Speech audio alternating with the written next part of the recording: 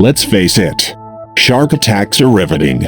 Plenty of people plan their lives around Shark Week, and even screenings of Sharknado. Thankfully, your actual odds of ever being attacked by a shark are a mere 1 in 11 millions.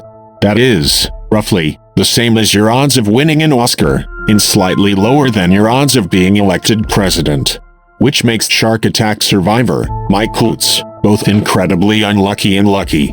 When Mike was 18, he lost his leg to a shark bite. I was attacked by a tiger shark in late October 1997. It was near my home on the island of Kauai, a typical fall morning with friends. The waves were really good, so nothing was stopping us. That is until a large shark came right up under Mike and sank his teeth into Mike's lower leg. There'd been no splashing, no noise, no dorsal fin, and Mike felt no pain, only immense pressure on his lower body. As he tried to pry himself free, the shark bit down harder, shaking its head back and forth and tossing Mike around like a rag doll. Mike followed his instinct. He punched the shark in the face, again and again, which happens to be what the experts recommend, until the shark released him. As Mike swam back into shore, he felt his lower right leg spasming. When he looked down, he realized it was gone. The shark had bit his lower leg off.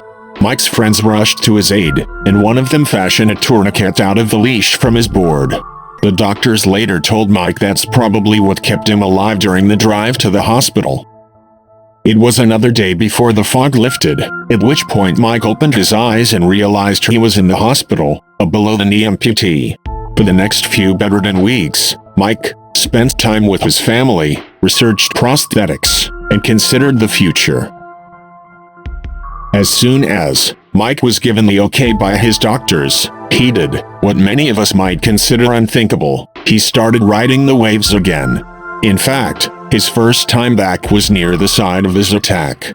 But Mike was unshaken. Instead, he was curious. Why was he attacked? Was it because of the tides, the phase of the moon? Mike also recalled that the morning of the attack the water had a fishy smell. Was that what attracted the shark? His curiosity led him to research sharks, and while he never figured out why he became a target, Mike did learn something that would change his life. Humans are far more dangerous to sharks than the other way around, Mike tells Reader's Digest.